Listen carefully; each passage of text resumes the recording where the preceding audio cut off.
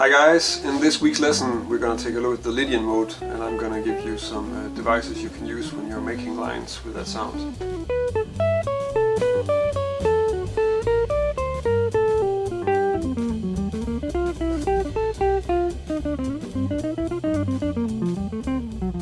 So I've had quite a few requests to do a lesson on the Lydian mode or the Lydian sound.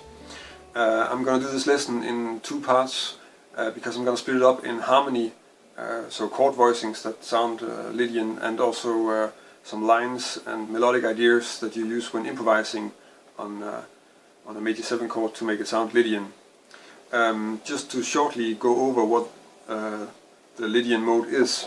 If you have a major 7 chord, then in many contexts we'll play that as if it's the root of a major scale, so we'll just be playing C major on a C major 7. But another option we could use is to play it as if it's the 4th degree in G, which means that we get a C major 7 with this sharp 11, because that's in the scale. So we have another extension that we can use when we're playing the chords, and we have another sound that we can sort of pull out in the lines that we're playing on it.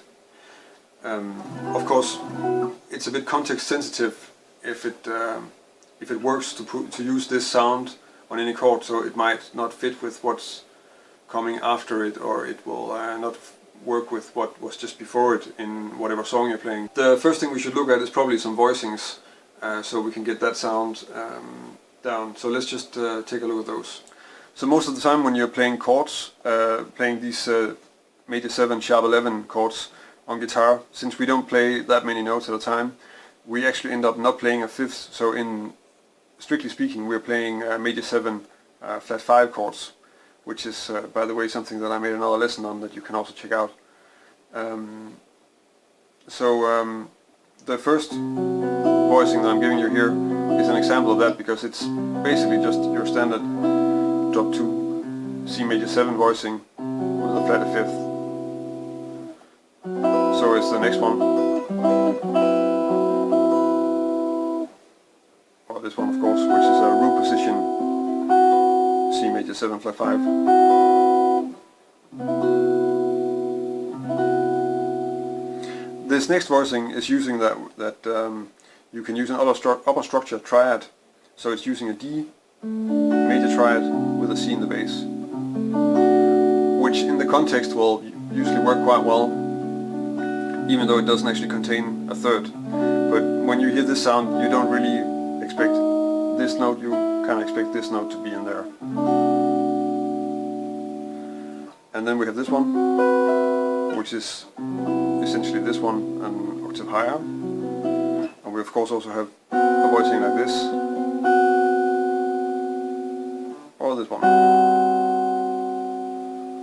So these different voicings, to me, if I want to use a certain scale sound, then often I find it a lot easier to do so if I also play some progressions, and then use a chord that sort of reflects that scale sound in those progressions. So I have an idea of how it might work with the chords before I start making lines. So in this case you might play like a 2-5-1, and then use one of these voicings just to hear, okay, that's a Lydian chord, that's what I want my melody that I'm gonna improvise on top of this to sound like. Okay, so let's look at some different melodic devices that we can use when we're improvising on it. So the melodic examples that I'm gonna cover in this lesson are all still over my C major 7 sharp 11 chord, and since it's Lydian, we're gonna use this G major scale as a fingering.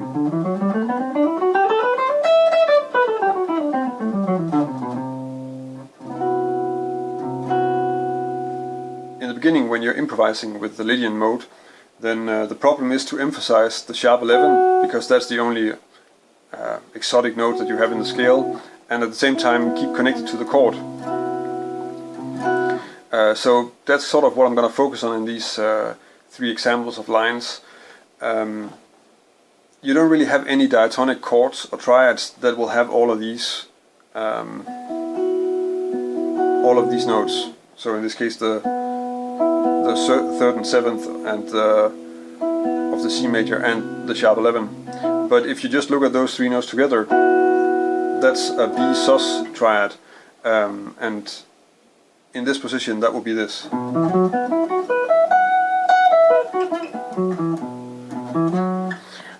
And of course we don't usually spend too much time practicing our sus triads and improvising with them, but for situations like this it's a very handy thing to check out.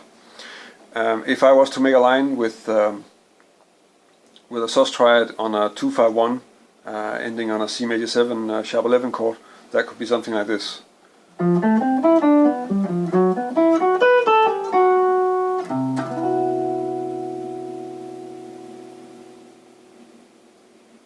So the D minor 7 G7 part of that would be, I'm playing an F major 7 arpeggio on the D minor, and I'm playing a G7 arpeggio on the G7, so fairly simple. On the C major 7 sharp 11, I'm just playing the B sus triad from F sharp to B, and then I'm running down the scale to end on the sharp 11.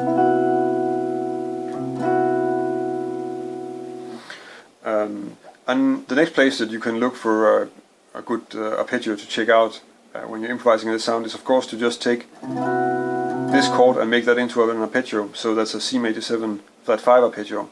In this position that would be something like.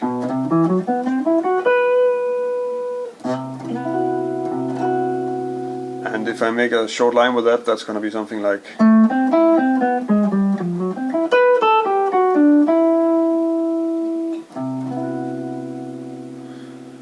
So what am I doing? So on the D minor 7 I'm playing an A minor triad, then I'm playing a G7 altered, which I'm doing this scale fragment on, and then for the C major part of the voicing, actually I'm playing a drop 2 voicing of a C major 7 flat 5, and then I'm running down the scale before I end on the 3rd. The last example of a structure that you can use when you're improvising so that you have a good way to play this sound is to play a pentatonic scale. Because if we take our triad and then add, so our B sus triad, and add a D and an A, we actually get a B minor pentatonic scale. And if I make a line with that, that's going to be something like.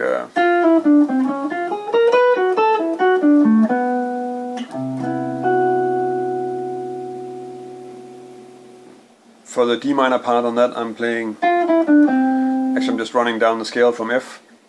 On the G7 altered, I'm playing it. Well, you could look at this as a B flat minor, or maybe as a D flat 6 arpeggio. And on the C major, I'm playing this sequence.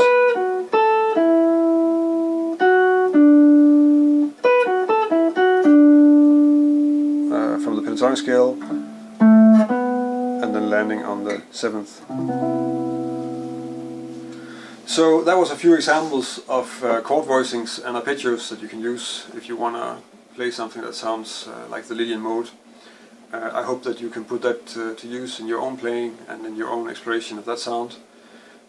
If you want to download a PDF of the examples that I've given here, then you can go to my website and download that there. There's a link in the description of this video. On my website you can also subscribe to my newsletter if you want to have an email every time I make a new lesson, which I try to do pretty much every week. If you like the video, you can of course like the video here on YouTube, and you can subscribe to my channel and stay up to date like that. And of course, if you have any comments or suggestions for other lessons, then feel free to leave a comment here or connect with me on Facebook or Twitter or Google+, and let me know there. So until next week, thank you for watching.